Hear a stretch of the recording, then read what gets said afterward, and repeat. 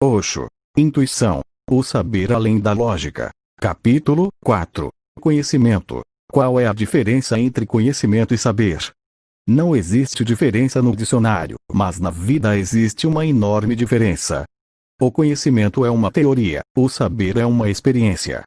Saber significa você abrir os seus olhos e ver, conhecimento significa que alguém abriu os olhos, viu e comenta a respeito, e você simplesmente continua reunindo as informações. O conhecimento é possível até mesmo se você for cego. O conhecimento é possível. Sem olhos você pode aprender muitas coisas sobre a luz, mas saber não é possível se você for cego. Saber é possível apenas se os seus olhos estiverem saudáveis, sadios, se você puder ver. Saber é autenticamente uma experiência sua, o conhecimento é postiço, falso. O conhecimento é uma praga, uma calamidade, um câncer. É por meio do conhecimento que o homem se torna separado do todo. O conhecimento cria a distância. Você encontra uma flor silvestre na montanha e não sabe o que ela é. A sua mente não tem nada a dizer sobre ela, a mente é silenciosa. Você observa a flor, vê a flor, mas nenhum conhecimento se manifesta em você, existe a admiração, existe o mistério. A flor está ali, você está ali. Pela admiração, vocês não estão separados, vocês estão ligados. Mas se você souber que aquela flor é uma rosa, um cravo ou outra qualquer, esse próprio conhecimento separa você. A flor está ali, você está aqui, mas não há uma ligação, você conhece. O conhecimento cria uma distância. Quanto mais você conhece, maior a distância. Quanto menos você conhece, menor a distância. E se você estiver num momento de não conhecer, não existe distância. Vocês estão próximos. Você se apaixona por uma mulher ou por um homem. No dia em que você se apaixona, não existe distância. Existe apenas admiração, uma emoção, uma excitação, um êxtase, mas não conhecimento. Você não sabe quem é aquela pessoa. Sem o conhecimento, não existe nada para separá-los. Daí a beleza daqueles primeiros momentos de amor. Depois que você viveu junto com a pessoa, por 24 horas apenas, o conhecimento se formou. Então você tem algumas ideias sobre a pessoa. Você sabe quem ela é, existe uma imagem.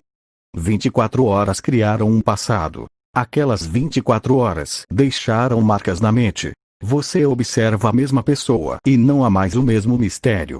Você está descendo a montanha, aquele pico ficou para trás. Entender isso é entender muito. Entender que o conhecimento separa, o conhecimento produz uma distância, é entender o verdadeiro segredo da meditação. A meditação é um estado de não conhecer. A meditação é espaço puro, não perturbado pelo conhecimento. Sim, a história bíblica é verdadeira, aquele homem caiu por causa do conhecimento, ao comer o fruto da árvore do conhecimento. Nenhuma outra escritura do mundo ultrapassa essa. Essa parábola é a última palavra. Nenhuma outra parábola atingiu um ponto mais alto do que essa compreensão. Parece tão ilógico que o homem tenha caído pelo conhecimento. Parece ilógico porque a lógica faz parte do conhecimento. A lógica é tudo que sustenta o conhecimento. Parece ilógico porque a lógica é a causa profunda da queda do homem. Um homem que seja absolutamente lógico, absolutamente razoável, sempre sensato, que nunca permite nada ilógico na sua vida, é um louco. A sanidade mental precisa ser equilibrada pela insanidade. A lógica precisa ser equilibrada pela ilógica. Os opostos se tocam e se equilibram. Um homem que seja apenas racional é irracional, ele perde muito. Na verdade, ele continua perdendo tudo o que é bonito e tudo o que é verdadeiro. Ele coleta coisas triviais, a sua vida é uma vida mundana. Ele é um homem mundano. Essa parábola bíblica é de uma compreensão imensa. Por que terá o homem caído pelo conhecimento? Porque o conhecimento distância, porque o conhecimento cria um eu e tu, porque o conhecimento cria um sujeito e um objeto, o conhecedor e o conhecido, o observador e o observado. O conhecimento é basicamente esquizofrênico. Ele cria uma separação e então não há maneira de unir ou ligar as partes. É por isso que quanto mais o homem torna-se culto, menos ele é religioso. Quanto mais instruído um homem, menor a possibilidade dele se aproximar do todo. Jesus está certo quando diz: apenas as crianças serão capazes de entrar no meu reino. Apenas as crianças. Qual é a característica que uma criança tem e você perdeu? A criança tem a característica do não conhecimento, a inocência. Ela olha com assombro, admiração, os seus olhos são absolutamente limpos, puros. Ela olha fundo, mas não tem preconceitos, não faz julgamentos, não tem ideias próprias. Ela não projeta. Daí ela irá saber aquilo que é. A criança conhece a verdade, você conhece apenas a realidade mundana. A realidade é essa que você criou ao seu redor ao projetar, desejar, pensar. A realidade é a sua interpretação da verdade. A verdade é simplesmente aquilo que é. A realidade é o que você veio a entender, é a sua ideia da verdade. A realidade consiste de coisas, todas separadas. A verdade consiste de apenas uma energia cósmica. A verdade consiste de unidade, a realidade consiste de quantidade. A realidade é uma multidão, a verdade é integração. J. Krishnamurti disse: negar é silenciar. Negar o quê? Negar o conhecimento, negar a mente, negar essa constante ocupação do seu interior, criar um espaço desocupado. Quando você está desocupado, está sintonizado com o todo. Quando está ocupado, você saiu da sintonia. Daí, sempre que acontece de você poder manter um momento de silêncio, existe uma imensa alegria. Nesse momento, a vida tem significância. Nesse momento a vida tem uma grandeza além das palavras. Nesse momento a vida é uma dança. Nesse momento, se até mesmo a morte vier, ela será uma dança e uma celebração, porque esse momento não conhece nada além da alegria. Esse momento é alegre, é feliz. O conhecimento tem de ser negado, mas não porque estou dizendo isso, ou porque J. Krishnamurti o disse, ou porque Gautama Buda disse. Se você nega porque estou dizendo, então você vai negar o seu conhecimento. E tudo o que eu estou dizendo irá se tornar o seu conhecimento no lugar disso. Você vai substituir isso. Então, tudo que eu disser se tornará o seu conhecimento. E você vai começar a se apegar a isso. Você abre mão dos seus antigos ídolos e os substitui pelos novos, mas é o mesmo jogo praticado com palavras novas, ideias novas, pensamentos novos. Então, como negar o conhecimento? Não com outro conhecimento. Apenas entender o fato de que o conhecimento cria uma distância, apenas entender esse fato intensamente, totalmente, é suficiente. Não que você tenha de repor esse conhecimento com outra coisa. Essa intensidade é como o fogo, essa intensidade reduzirá o seu conhecimento a cinzas. Essa intensidade é suficiente. Essa intensidade é conhecida como compreensão. A compreensão queimará o seu conhecimento e ele não será substituído por outro conhecimento. Então fica o vazio, shunyata. Então resta a nulidade, porque então não existe conteúdo. Existe a verdade não perturbada, não distorcida. Você tem de ver o que estou dizendo. Não é para você aprender o que estou dizendo. Atenção, ouça-me, não comece a reunir conhecimento. Atenção, não comece a acumular. Ouvir-me deve ser uma experiência de percepção. Você deve ouvir com intensidade, com totalidade, com o máximo de compreensão que lhe for possível. Nessa própria compreensão você entenderá a questão e essa própria visualização é transformação. Não que você tenha de fazer algo mais depois disso. A visualização em si provoca a mutação. Se for necessário fazer algum esforço, isso simplesmente mostra que você deixou de entender. Se você amanhã me perguntar, eu entendi que aquele conhecimento é uma maldição, que aquele conhecimento produz distância. Bem, como abro mão dele? Então você não entendeu. Se o como aparecer, então você não entendeu. O como não pode aparecer, porque o como é pedir mais conhecimento. O como é pedir métodos, técnicas, o que deve ser feito. A percepção é suficiente. Ela não precisa ser ajudada por nenhum esforço adicional. O fogo dela é mais do que suficiente para queimar todo o conhecimento que você carrega interiormente. Apenas entenda a questão. Ouça o que estou dizendo, me acompanhe. Ouça o que estou dizendo, segure a minha mão e avance para os espaços que estou tentando ajudar você a avançar, e entenda o que estou dizendo. Não questione, não diga sim, não diga não. Não concorde, não discorde. Apenas me acompanhe nesse momento, e de repente a percepção acontece. Se você estiver ouvindo com atenção, e com atenção não quero dizer concentração. Com atenção estou apenas querendo dizer ouvir com compreensão, não com a mente insensível. Você vai ouvir com inteligência, com vivacidade, com abertura. Você está aqui, agora, comigo, é isso que eu quero dizer com atenção. Você não está em nenhum outro lugar. Não está comparando mentalmente o que estou dizendo com os seus antigos pensamentos. Você não está comparando nada, não está julgando. Você não está julgando interiormente, dentro de você, se o que estou dizendo é certo ou não, ou até que ponto é certo. Ainda outro dia eu estava conversando com um buscador. Ele tinha a característica de um buscador, mas estava carregado de conhecimento. Enquanto eu falava com ele, os olhos dele encheram-se de lágrimas. O coração dele estava apenas se abrindo e naquele exato instante a mente chegou e destruiu toda a beleza do momento. Ele estava apenas seguindo o coração e se abrindo, mas imediatamente a mente apareceu. Aquelas lágrimas que estavam a ponto de correr desapareceram. Os olhos dele ficaram secos. O que havia acontecido? Eu disse alguma coisa com que ele não podia concordar. Ele estava concordando comigo, até certo ponto. Então, eu disse alguma coisa que ia contra os antecedentes judaicos dele, que ia contra a Cabala, e imediatamente toda a energia mudou. Ele disse: está tudo certo. Tudo que você diz está certo, mas essa coisa aí, isso de Deus não ter sentido, de que a vida existe sem um propósito, com isso eu não posso concordar.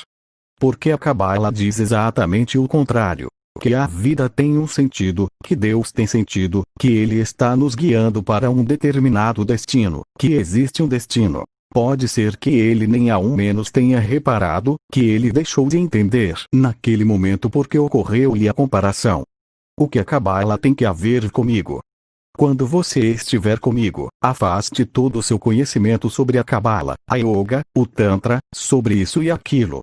Quando você estiver comigo, esteja comigo. E não estou dizendo que você deva concordar comigo. Lembre-se, não se trata de uma questão de concordar ou discordar. Quando você vê uma rosa, você concorda com ela ou discorda dela. Quando você vê o sol nascer, você concorda ou discorda. Quando você vê a lua no céu noturno, você simplesmente a vê. Quer você a veja, quer não veja, não se trata de uma questão de concordar ou discordar. Não estou tentando convencer você de nada. Não estou tentando converter você a uma determinada teoria, filosofia, dogma, a alguma igreja, não. Estou simplesmente compartilhando o que aconteceu comigo e nesse próprio compartilhar, se você participar, pode acontecer o mesmo com você também. É contagioso. A compreensão transforma. Quando estou dizendo que o conhecimento é uma maldição, você pode concordar ou discordar, e você não entendeu. Você deve apenas ouvir, apenas entender, entrar no processo inteiro do conhecimento. Você pode ver como o conhecimento produz uma distância, como o conhecimento se torna uma barreira. Como o conhecimento se interpõe, como o conhecimento aumenta e, na mesma medida, também a distância aumenta. Como a inocência se perde por intermédio do conhecimento, como a admiração se destrói, é mutilada, assassinada pelo conhecimento, como a vida se torna uma coisa insípida e aborrecida pelo conhecimento. O mistério se perde. O mistério desaparece porque você começa a ter a ideia de que conhece. Quando você conhece, como pode haver mistério? O mistério é possível apenas quando você não conhece. E lembre-se, o homem não aprendeu nada. Tudo que acumulamos é apenas lixo, uma bobagem. O que é definitivo, supremo, eterno e permanece além do nosso alcance. O que conseguimos reunir são apenas fatos, a verdade permanece intocada pelo nosso esforço. E essa é a experiência não só de Buda, Krishna, Krishnamurti e Ramana. Essa é a experiência até mesmo de Edison, Newton, Albert Einstein. Essa é a experiência de poetas, pintores, dançarinos. Todas as grandes inteligências do mundo, sejam elas de místicos, de poetas, de cientistas, estão absolutamente de acordo em apenas uma coisa: que quanto mais conhecemos, mais entendemos que a vida é um mistério absoluto. O nosso conhecimento não destrói esse mistério. Apenas as pessoas estúpidas pensam que porque elas conhecem um pouquinho, então não existe mais mistério na vida. Apenas a mente medíocre se torna tão apegada ao conhecimento. A mente inteligente permanece acima do conhecimento. Ela usa o conhecimento, com certeza o usa. Ele é útil, é utilitário, mas sabe perfeitamente bem que tudo que é verdade está oculto, permanece oculto.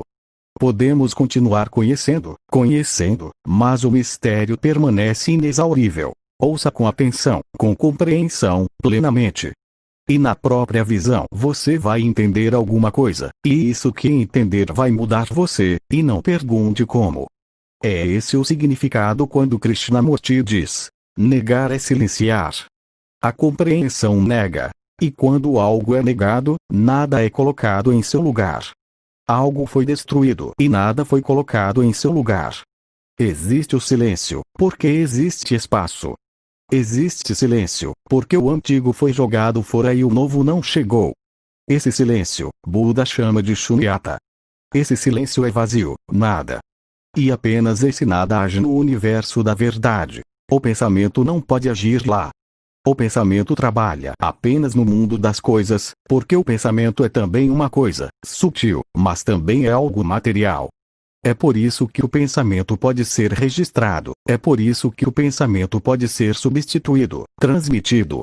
Eu posso lançar um pensamento a você, e você pode retê-lo, pode tê-lo para si. Ele pode ser tido e dado, é transferível porque é uma coisa. Ele é um fenômeno material. O vazio não pode ser dado, o vazio não pode ser lançado a você. Você pode participar dele, pode mover-se nele, mas ninguém pode dá-lo a você. Ele é intransferível. E apenas o vazio atua no mundo da verdade. A verdade é conhecida apenas quando a mente não é. Para conhecer a verdade, a mente tem de cessar. Ela tem de parar de funcionar. Ela tem de ficar quieta, parada, imóvel. O pensamento não pode ocorrer na verdade, mas a verdade pode atuar através dos pensamentos. Você não pode se apreender a verdade pelo pensamento, mas quando tiver aprendido a verdade, então poderá usar o pensamento a serviço dela. É o que estou fazendo, é o que Buda fez, é o que todos os mestres fizeram. O que estou dizendo é um pensamento, mas por trás desse pensamento está o vazio. Esse vazio não foi produzido pelo pensamento, esse vazio está além do pensamento.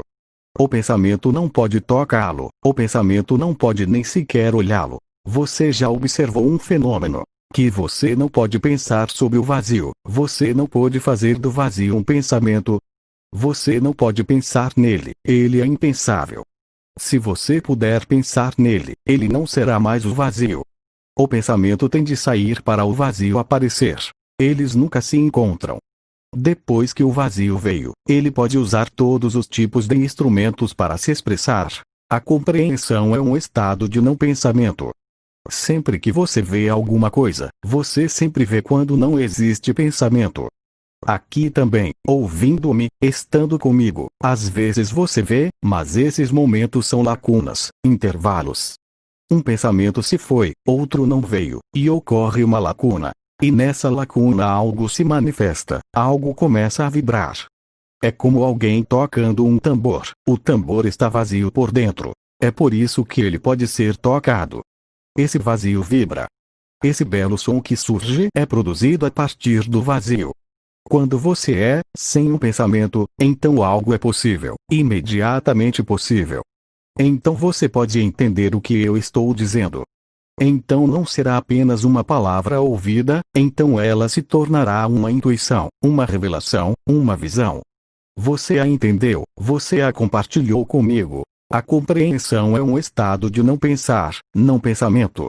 É uma lacuna, um intervalo no processo do pensamento, e nessa lacuna está o vislumbre, a verdade. A palavra inglesa empty, vazio, deriva de uma raiz que significa de folga, desocupado. É uma palavra bonita se você for até a raiz. A raiz é muito fecunda. Ela significa de folga, desocupado. Sempre que você estiver desocupado, de folga, você estará vazio. E lembre-se, o provérbio que diz que a mente vazia é um instrumento do diabo é simplesmente um absurdo. Exatamente o oposto da verdade. A mente ocupada é um instrumento do diabo. A mente vazia é um instrumento de Deus, não do diabo. Mas você tem de entender o que eu quero dizer com vazio, de folga, relaxado, não tenso, sem movimento, sem desejar, sem ir a lugar nenhum, apenas ficando aqui, inteiramente aqui. Uma mente vazia é uma presença pura. E tudo é possível nessa presença pura, porque toda a existência deriva da presença pura. Essas árvores crescem a partir dessa presença pura. Essas estrelas nascem dessa presença pura. Nós estamos aqui, todos os Budas saíram dessa presença pura. Nessa presença pura você está em Deus, você é Deus. Ocupado, você cai. Ocupado, você tem de ser expelido do jardim do Éden. Desocupado, você está de volta ao jardim. Desocupado, você está de volta ao lar. Quando a mente não está ocupada com a realidade, com as coisas, com os pensamentos, então existe aquilo que é. E aquilo que é a verdade. Apenas no vazio existe uma reunião, uma fusão. Apenas no vazio você se abre para a verdade e a verdade entra em você. Apenas no vazio você se torna fecundo com a verdade. Existem 3 estados da mente. O primeiro é o do conteúdo e da consciência.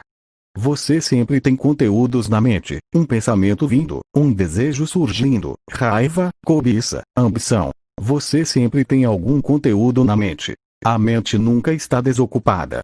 O tráfego continua, dia após dia. Quando você está desperto ele está lá, quando você está dormindo ele está lá. Quando desperto você o chama de pensamento, quando está dormindo você o chama de sonho, é o mesmo processo.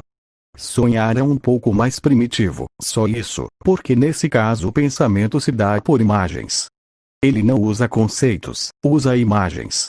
É mais primitivo. Assim como as crianças pequenas pensam por meio de imagens. Assim, os livros infantis precisam conter imagens grandes, coloridas, porque a mente infantil pensa por meio de imagens. Por meio de imagens as crianças aprendem as palavras. Pouco a pouco, aquelas imagens tornam-se cada vez menores, e então desaparecem. O homem primitivo também pensava por imagens. As línguas mais antigas eram línguas pictóricas. O chinês é uma língua pictórica. O chinês não tem alfabeto. É a língua mais antiga. À noite, você volta a se tornar primitivo, esquece a sua sofisticação diurna e começa a pensar por imagens, mas é a mesma coisa. E a compreensão psicanalítica é valiosa, uma vez que ela entende os seus sonhos. Então existe mais verdade, porque você é mais primitivo. Você não está tentando enganar ninguém, você é mais autêntico. Durante o dia você tem uma personalidade ao seu redor que o esconde, camadas sobre camadas de personalidade. É muito difícil descobrir o homem verdadeiro. Você tem de cavar fundo, e isso dói, e o homem resiste. Mas durante a noite, assim que você põe as suas roupas de lado, também está pondo a sua personalidade de lado. Ela não é necessária porque você não vai se comunicar com ninguém, você estará sozinho na sua cama. E, você não estará no mundo, estará absolutamente no seu mundo particular. Não há necessidade de se esconder nem necessidade de fingir. É por isso que o psicanalista tenta entender os seus sonhos, porque eles mostram muito mais claramente quem você é. Mas é o mesmo jogo praticado em diferentes linguagens. O jogo não é diferente. Esse é o estado comum da mente. Mente conteúdo, consciência mais conteúdo. O segundo estado da mente é a consciência sem conteúdo. É o que é a meditação. Você está inteiramente desperto, e existe uma lacuna, um intervalo.